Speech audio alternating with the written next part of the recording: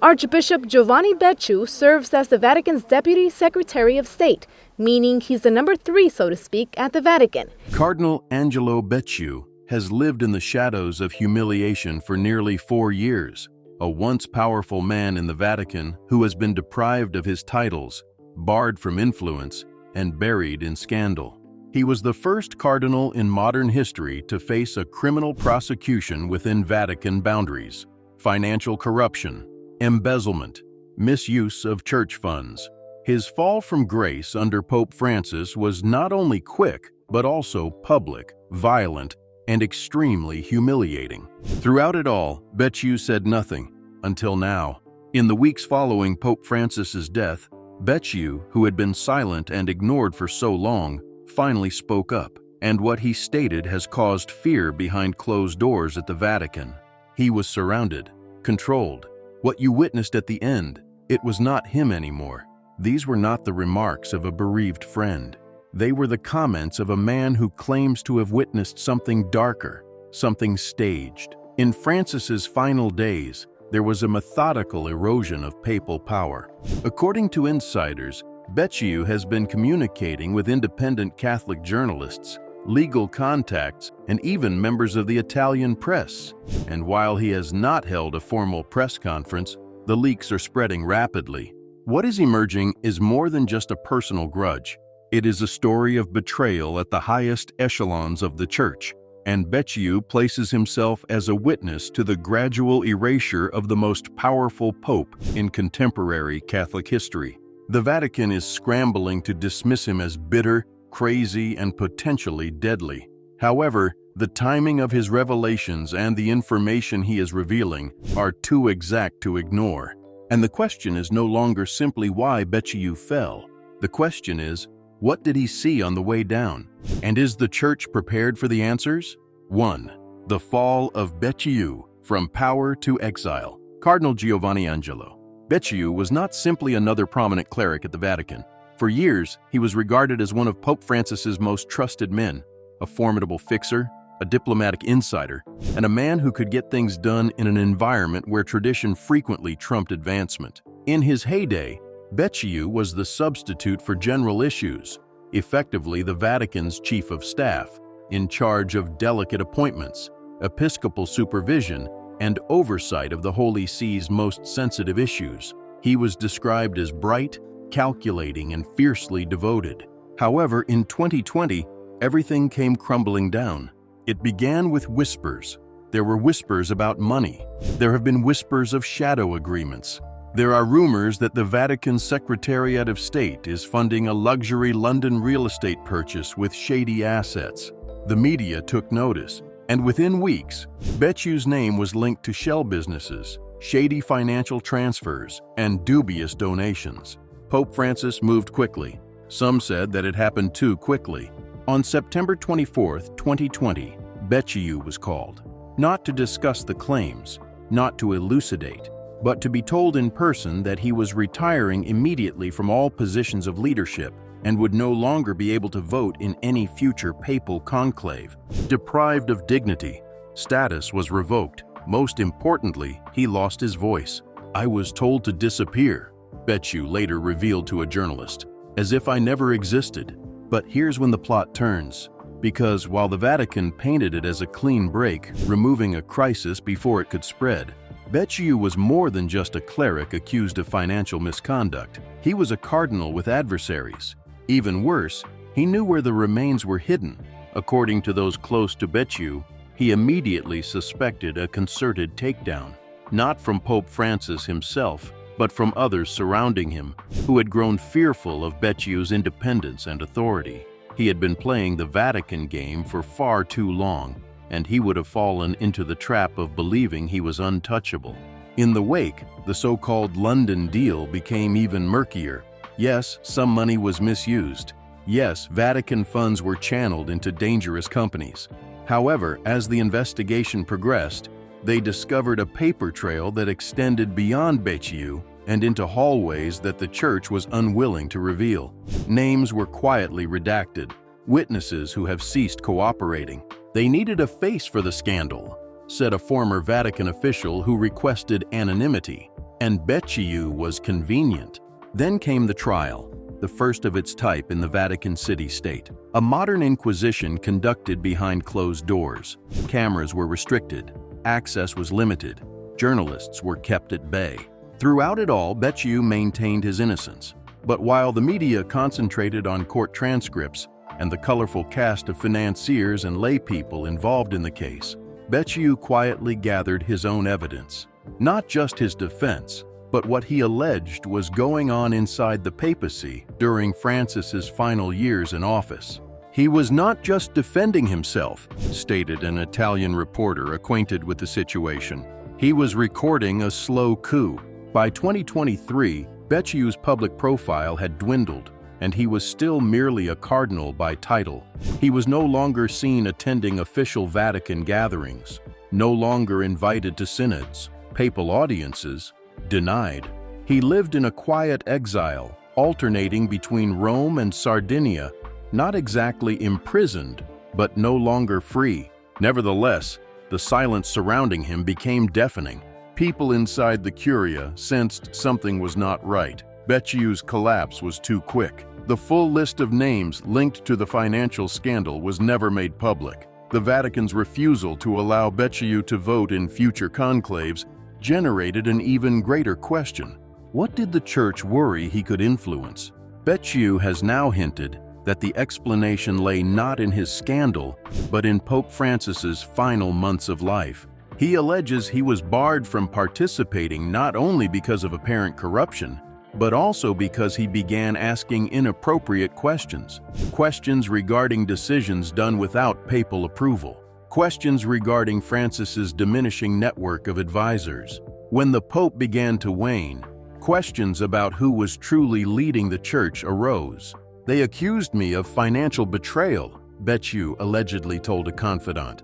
But what they refused to admit was that I witnessed a betrayal of the man at the heart of it all. With Francis gone, Becciu no longer plays defense. He is on offense. And if what he says next is accurate, it will stain the late Pope's legacy. It could reveal a coordinated plot to silence both a pontiff and the man who predicted it. 2. The final days. What Becciu saw and what he wasn't allowed to say. For much of the world, Pope Francis's death marked a somber end to a contentious, history-making papacy. But Cardinal Angelo Becciu saw it as the conclusion of something considerably more diabolical. He would watch it unravel. Even worse, he claims he attempted to speak up. What Becciu portrays now, through carefully worded interviews, secondhand stories, and leaked correspondence, is not the calm decline of an aging pontiff, but the purposeful marginalization of a man whose vision had become too hazardous for the system surrounding him. He was not old in mind, Becciu allegedly told a confidant, but they treated him as if he was already gone. Francis's final months were shrouded in secrecy to the rest of the world. Public appearances became scarce. Private audiences were canceled. Aides sent carefully worded remarks regarding rest, reflection, and delegation of responsibilities. However, Becciu paints a different picture, one in which Francis became increasingly alienated, even from those closest to him. Access was being filtered, Becciu explains. Letters were not reaching him. Meetings were rerouted. Conversations passed through multiple layers of gatekeepers. Becciu adds that even attempts to contact the Pope directly, via letters, intermediaries, or official requests, were strangely delayed or disregarded. He was not just aging, he explained. He was being managed. This account of events is consistent with rumors that first surfaced in late 2024. Journalists observed that the Pope's inner circle had altered. Key progressive friends were nowhere to be found. In their stead, a smaller, more orthodox circle of clerics and advisors appeared to rule the show, frequently speaking for Francis rather than with him. Becciu saw it as a palace coup unfolding in slow motion. It was not obvious, he stated. It was subtle. A rearranging of schedules, a shift of power. It was the death of bureaucracy. Then followed the indicators, which Becciu claims validated his suspicions. First, the Second Synod on Synodality, a significant gathering that was supposed to be the pinnacle of Francis's pontificate. was abruptly stripped of its most progressive agenda items 2 months before his death. Becciu believes that the Pope was unaware of the last-minute changes made to his name. Second, during those closing weeks, the Pope issued motu proprios, or executive decrees. One problematic proposal is to reduce the authority of national bishops' conferences. Another, subtle reinforcement of financial supervision institutions that Becciu has previously criticized. Both, according to him, used language uncharacteristic of Francis. I would work with him. I understood how he spoke, how he wrote. That was not his voice, Becciu explained. Third, and perhaps most incriminating, he did not see Francis himself. They whispered that he was too feeble to move, but I saw him briefly before Easter. He was fragile indeed, but stay alert. He recognized who I was. He questioned if they were still keeping me out. These 4 words, Becciu claims, devastated him. He knew, even if he could not prevent it.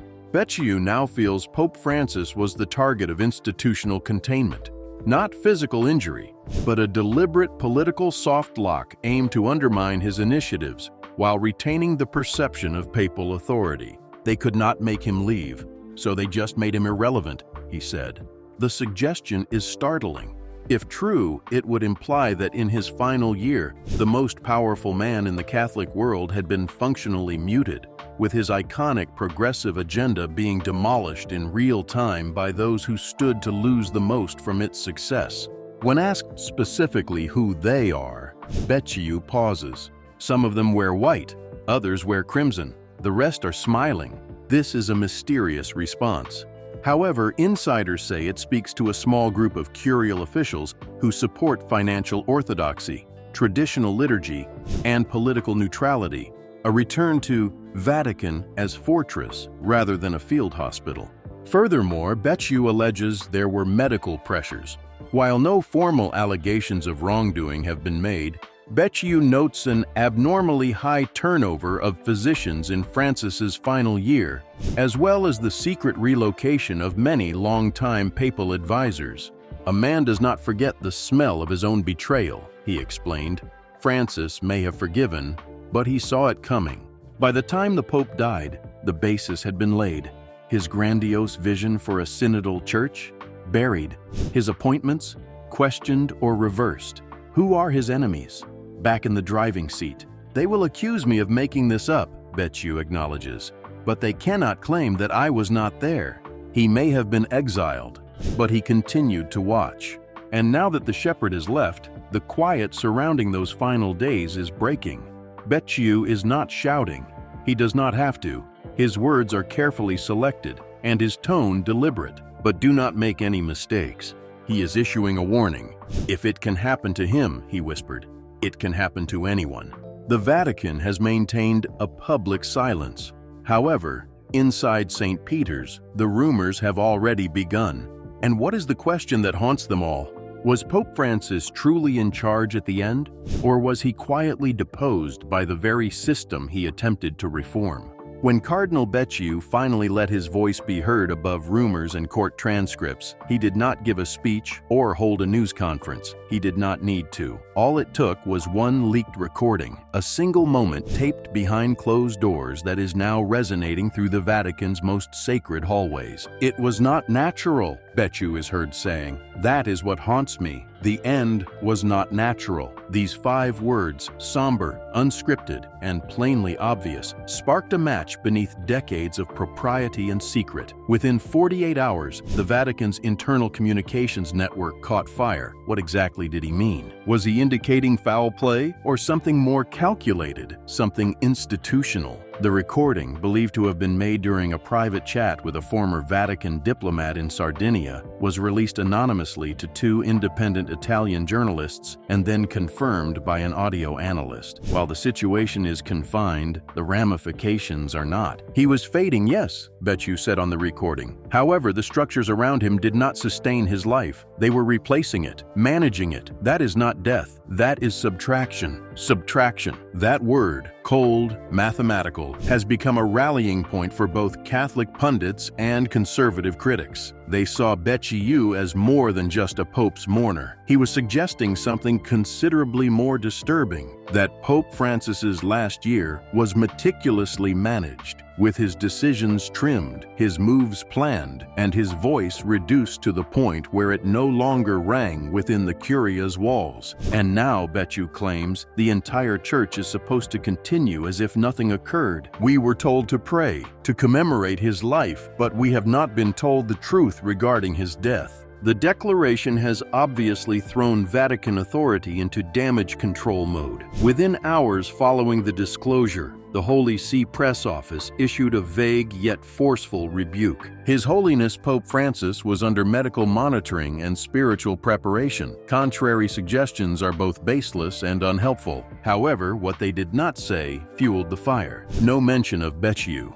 There is no direct refutation. There was no attempt to explain the growing contradictions, which had previously been informally discussed among those closest to the papal household. Behind the scenes, the impact was instantaneous. An internal crisis meeting was purportedly conducted at the Secretariat of State. Several officials privately questioned why the Pope's final weeks had been shrouded in silence. According to one account, a small group of bishops requested an informal examination of the Pope's final medical and administrative records, which were quickly refused. If everything was clean, one retired Monsignor remarked, why the rush to bury it? Meanwhile, Becciu has refused to clarify or retract his statements. I have said enough, he informed a reporter who approached him for comment. Let them explain now. Some believe Becciu is only attempting to claw his way back into importance. Others feel he is exacting a methodical, deliberate retribution on the institution that expelled him. However, a rising number within the clergy, especially those outside Rome, are advocating for something even more radical: an independent investigation into Francis's final year as Pope. If Becciu's charges are partially true, it raises the possibility that the Pope was intentionally forced out of his position.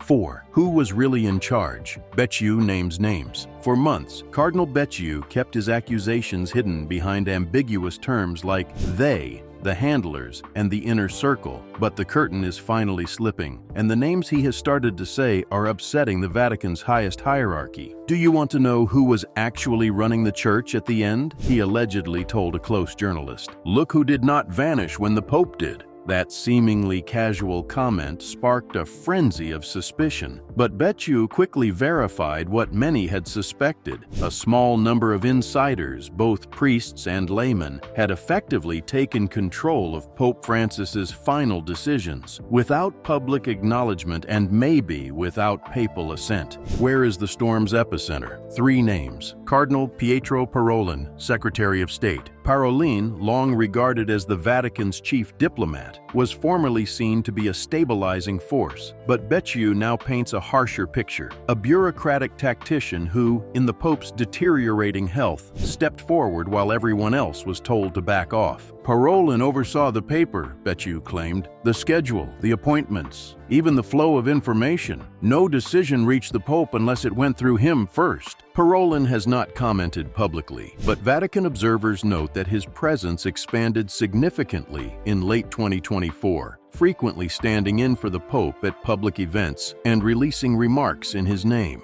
Archbishop Edgar Peñaparra, the substitute, a lesser-known figure in the public, but a strong one within the Apostolic Palace. Peñaparra, Becciu's successor in the Secretariat of State, was well positioned to regulate access to Francis. According to Becciu, he did just that. If Francis was isolated, Becciu stated, Peñaparra was the gatekeeper. He decided who got in and who didn't. Sources confirm Peñaparra's increased exposure in secret Vatican correspondence during Francis's last year, signing letters that previously required papal clearance. Dr. Roberto Bernabe, papal physician. Bernabe was officially the Pope's chief medical advisor, tasked with keeping Francis healthy despite his well-documented mobility issues. But Becciu raises a troubling question. Was he conserving the Pope or an image? According to Becciu, critical medical bulletins were issued without without proper context. Some Vatican insiders now claim that health updates were written to comfort the public, while privately rationalizing Francis's absence from public duties. While no formal complaints have been made against Bernabé, the Cardinal's remarks have rekindled speculation about the abrupt replacement of many long-term medical aids in early 2024, a move that received little attention at the time. According to Becciu, these three men, the diplomat, the doorkeeper, and the doctor, created a silent trifecta that guided Francis's final stretch of papacy. Whether out of necessity, loyalty, or ambition, their power expanded as the Pope's visibility declined. Power abhors a Hoover, Becciu stated, and nature filled it quickly. When questioned if he thought Francis was aware of the scope of this control, Becciu's response was calm but scathing. He knew enough to be terrified, but not enough to prevent it. These unfounded claims have caused waves across the College of Cardinals. While some dismiss Becciu's accusations as self-serving, others, particularly in the global South, are privately demanding answers about how choices were taken in the name of a guy who may no longer be making them. Because if Pope Francis does not guide the ship in his final year, so who was it? And perhaps more chillingly, who is directing it now? 5. The Vatican responds: damage control or denial. As Cardinal Becciu's charges spread through Italian media, murmurs became headlines, and the Vatican could no longer remain silent. However, when the Holy See press office finally responded, it was not with the resounding rejection that many had expected. The Holy Father Pope Francis was treated with the highest dignity and devotion till his last breath. Any claim to the contrary is baseless and deeply disrespectful to his memory. No names were mentioned. There are no direct counterpoints presented. There was no effort to directly discredit Becciu. The statement was measured and almost disturbingly calm, and for many observers, that was the most frightening aspect. This was not a denial, explained Paolo Benedetti, a prominent Vatican analyst. It was a containment strategy. Behind closed doors, insiders believe the Vatican is in full triage mode. Private investigations have apparently been initiated to determine who released the original audio recording of Becciu's "It was not natural" comment. The Secretariat of State has tightened communication channels, and a note apparently circulated among important Curia members telling them not to discuss Francis's final months with the press, or even with one another. Meanwhile, other church factions are taking opposing positions. At least 3 bishops from Latin America and Africa have openly demanded a thorough accounting of the Pope's final commands, requesting openness into how his voice was represented, or potentially supplanted, in significant Vatican decisions during his final year. Cardinal Parolin, the Vatican's Secretary of State and one of the persons Becciu mentioned, has declined all interview requests. Archbishop Peñapara has also done so. And Dr. Bernabé? He has been noticeably missing from all public discourse, despite previously providing quarterly health reports on the Pope. Their silence is not helping, stated a retired Swiss Guard captain. If there is nothing to hide, why does it feel like everything is hidden? Becciu, for his part, has not provided any further clarity. He does not need to, because despite the Vatican's carefully crafted press releases and stiff grins, the damage has already been done. The burning question beneath the marble hallways of the Apostolic Palace remains: if Becciu is lying, why is the Vatican scared to say so? 6. The faithful react, doubt, division, and demand for truth. Cardinal Becciu did not simply speak to journalists. He addressed the world's 1.3 billion Catholics, and the ripple effect has proven impossible to contain. Within days of his leaked words and the Vatican's ambiguous response, the global Catholic community was rife with doubt, intrigue, and above all, division. Priests in parishes from Buenos Aires to Boston found themselves answering inquiries about silence rather than sin or scripture. Parishioners questioned whether Pope Francis was actually in control at the end. Did someone else make the final decision? Could a pope be controlled, or worse, erased, without anybody knowing? Catholic forums exploded. Latin mass groups, which were frequently critical of Francis, were unexpectedly sympathetic to Becciu's allegations. Meanwhile, progressives, once stalwart supporters of the late Pope, were divided. Some regarded Becciu as a spiteful saboteur. Others thought he was telling them something they did not want to hear. "If this is even half true," commented one popular Catholic blogger, "then the institution to which I have dedicated my life has fundamentally betrayed its own shepherd." Calls for transparency and investigation were promptly issued. Dozens of theologians and lay experts have signed an open letter urging the Vatican to publicly share Pope Francis's final private decrees, memos, and health assessments. Even within the Church, voices became louder. An archbishop in Germany urged for clarity in an age of confusion. A Nigerian bishop went even further, saying,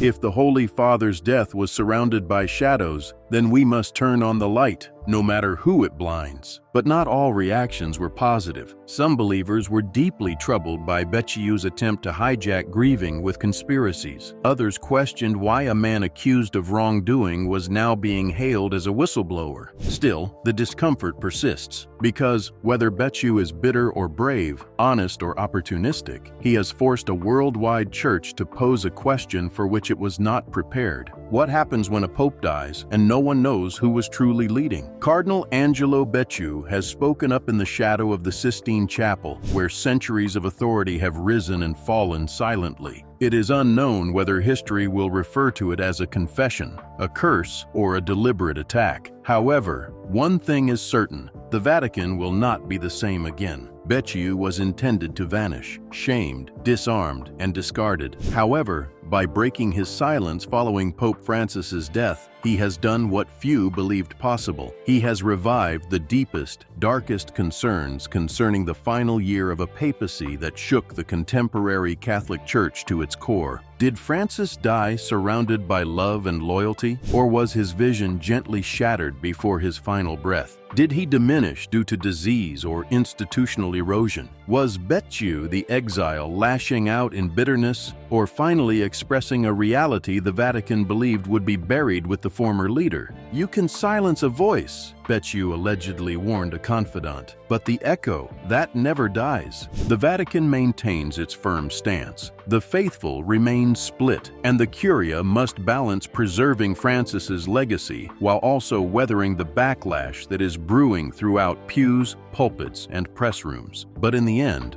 Becciu's true power lay not in what he said, but in what he pushed others to confront. If a pope as courageous, beloved, and progressive as Francis could be marginalized, if a guy who holds the keys to St. Peter's could be discreetly locked out of his own chambers, then maybe the Church is not only dealing with a controversy, perhaps it is on the verge of a reckoning. All it needed was a fallen cardinal whispering in the shadows, "It was not natural."